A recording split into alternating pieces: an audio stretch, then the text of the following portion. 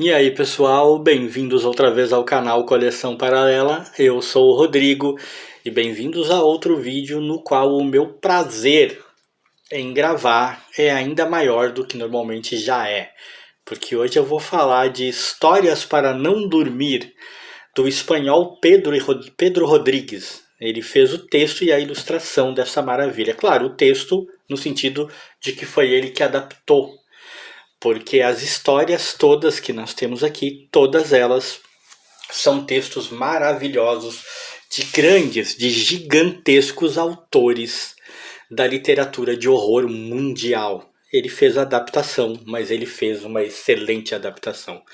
Essa revista aqui, essa publicação, né? Nem revista, é uma publicação, é um livro, vamos dizer assim, em quadrinhos, foi uma das grandes surpresas das minhas aquisições dos últimos tempos. Quem assistiu aí os vídeos mais antigos, mais para trás do canal, no qual eu mostro aquisições que eu fiz em caçadas, viu eu mostrando rapidamente esse livro aqui, numa das aquisições que eu fiz quando eu fui lá na casa do Seu João, né? O já famoso aqui no canal Seu João, o colecionador e negociante de livros e quadrinhos que eu conheço, que mora aqui perto, né? Que eu gosto muito dele, falo muito dele aqui, né? Uma pessoa incrível, com um excelente material. E eu fui lá visitar a casa dele, fiz vídeos lá, fiz aquisições. E quando eu já estava quase indo embora, mexendo nas coisas, eu achei essa edição. Num primeiro momento, eu percebi de cara que ela tá muito surradinha, ela tá muito machucada, né? E até considerei, olha só aqui embaixo, aqui dentro, ó. Aqui havia alguma coisa colada, eu até sei o que é, que arrancaram, né? Eu considerei até por um breve momento não trazer. Mas cara, desde quando que eu deixo que uma edição maltratada me impeça de adquiri-la se ela me interessa? Quando eu li esse título, Histórias para Não Dormir, eu já fiquei sumamente interessado. Quando eu vi essa capa com essa arte tão característica, porque o Pedro Rodrigues é um cara bastante conhecido, né? Tenho certeza que muita gente só de olhar essa arte já reconheceu. E eu pensei, cara, eu quero saber do que se trata, porque eu não conhecia esse material. É uma edição, é capa dura, como o pessoal gosta hoje em dia, lombadinha quadrada. Foi publicada em 2010, né, uma publicação de 2010, né? Tá aqui, ó, para quem quiser ver. Impressa na Espanha. Tem um tratamento, claro, como eu disse agora, ela está bastante machucada, mas uma das razões pelas quais ela está muito machucada é uma razão que me traz até muito prazer, cara. É porque antes de ter sido descartada, antes de parar nas mãos do meu amigo Seu João, ela fazia parte da biblioteca da indústria, ó, Biblioteca Indústria do Conhecimento de Estância Velha, né? É a biblioteca do SESI. Do SESI de Estância Velha. Estância Velha é uma cidade aqui no Rio Grande do Sul, na qual eu morei muitos anos, muitos anos. Eu passei a minha adolescência inteira lá, em Estância Velha. É uma cidadezinha que faz parte da minha vida.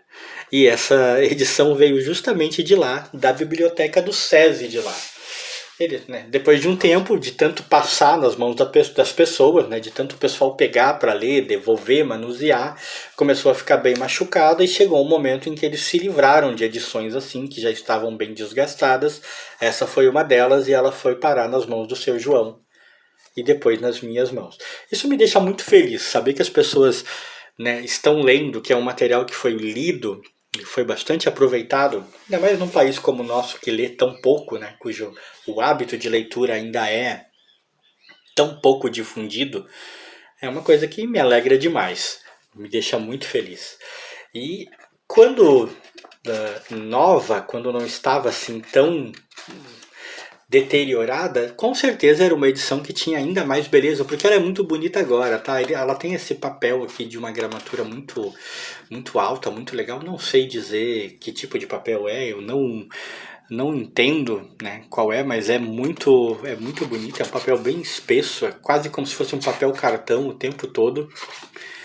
E a maravilhosa arte do Pedro Rodrigues. E as histórias são fantásticas. Quer ver? Eu vou voltar aqui, ó, tem um sumário, para vocês entenderem do que eu estou falando. É o tipo de edição que não tem como dar errado, cara. Porque para a pessoa, eu não estou desmerecendo o trabalho do autor, tá? Eu não estou de maneira alguma desmerecendo o trabalho do autor. É óbvio que o trabalho dele enquanto adaptador, enquanto a pessoa que fez a adaptação do texto da literatura para os quadrinhos, é importante e foi muito bem feito. Mas é como eu digo, os textos aqui contidos que foram adaptados para quadrinhos são textos de autores tão incríveis, tão fantásticos, que, para o cara conseguir fazer esse texto ficar ruim, fazendo uma adaptação ruim, ele teria que se esforçar demais. O cara teria que ser muito bom em fazer coisa ruim. Porque os textos são maravilhosos, são histórias antológicas, histórias que entraram para a posteridade, entraram sendo redundante para a história da literatura, não só de horror, mas para a história da literatura mundial. E a adaptação de um texto desses, cara, só pode dar boa coisa, né? É maravilhoso. Aí a gente tem aqui, ó, A Mão, do Guy de Maupassant. A gente tem O Pacto do Sir Dominic, de Sheridan Le Fanu. A gente tem A Casa do Pesadelo, de Lucas White. A gente tem O Vampiro, do Polidori. A gente tem a Casa B em Camden Hill, de Catherine Grove. A gente tem O Ladrão de Cadáveres, do Robert Louis Stevenson. E tem O Gato Preto, do Edgar Allan Poe. Ou seja, temos aqui a fina flor da literatura de horror. Ele fez uma coisa muito legal, que na abertura de cada história ele coloca o autor, como se ele fazendo a abertura, como se ele apresentando a sua história, né? Aqui, por exemplo, tem, né, o Guy de Maupassant, e ele coloca o Guy se apresentando, o Guy falando da história aqui em cima, e um pequenino resumo para você, caso não conheça o autor, conhecer. Eu já achei isso muito legal. E depois a adaptação da história que ele fez, muito bem feitinho, o texto ficou perfeito e a arte do cara é impecável, é invejável. É uma arte que, embora tenha uma aparência cartunesca de desenho animado, não destoa totalmente, muito pelo contrário, combina. A maneira como foi colorida, forçando as cores vivas apenas dos pontos corretos e na maior parte do tempo mantendo uma certa neutralidade cinzenta, fantástica também, né? O papel ajudou muito nisso, não há dúvida. E a primeira história é maravilhosa, né? É muito boa. E é uma história que eu não havia lido ainda, tá? Eu conheço o autor, mas eu não havia lido a história. Acabei lendo só nessa adaptação. Depois tem o Pacto do Sir Dominic, né? Que é a história do Sheridan Le Fanu. Aqui está ele, né? Apresentando sua história. Das histórias aqui contadas é talvez a menos interessante. É uma ótima história ainda assim. É um sintoma da época em que foi escrita, é preciso lembrar isso, né? Essas coisas, esse tipo de sobrenatural, de horror é o que era explorado na época. Mas, né, aqui ele é uma fera entre feras, né? Então, se você vai inevitavelmente comparar com o restante do material, e acaba sendo uma das histórias menos interessantes, mas que tem momentos maravilhosos como esse aqui. Olha esse quadro, é simplesmente fantástico. Depois nós temos A Casa do Pesadelo, do Lucas White. Aqui está ele apresentando sua história.